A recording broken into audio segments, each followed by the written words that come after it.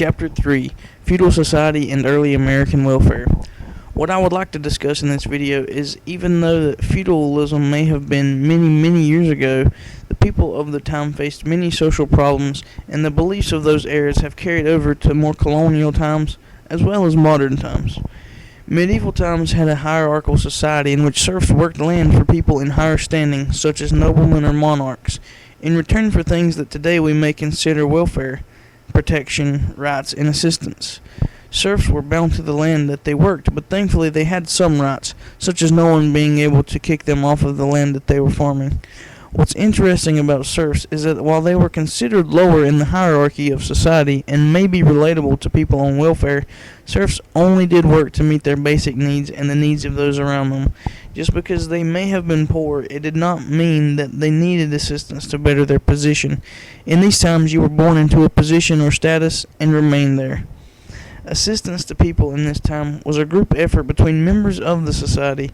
The church provided welfare during this time as well, providing food and sheltering the needy and sick.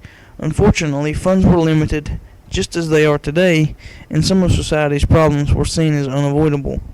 The fall of feudalism is important because the capitalism, religion, and cultural changes that took place had a vital impact on early American society. The bartering system was overtaken by a capitalistic economy. Paper money and coins became prevalent, so merchants began raising prices and dictating the market. This was basically the foundation for the construction of a rich versus poor economic state. Another contributing factor to this was people beginning to be paid wages.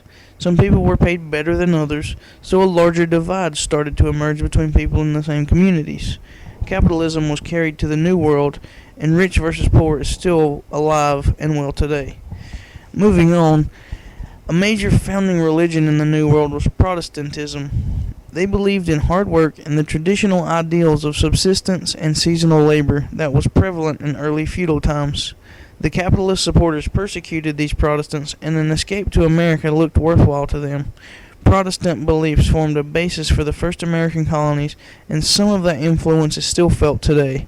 Also, the scrutiny that they faced in England is reminiscent of the scrutiny that certain groups also face in today's times. Finally, cultural changes impacted society and welfare as well. The emerging emphasis on hard work and individualism caused people who were in poverty to be looked down upon. This increased the divide between classes, and the poverty-stricken were treated much more harshly as a result. This harsh treatment was carried over to the colonies and is still evident today, as the people who are living in poverty still face judgment from others.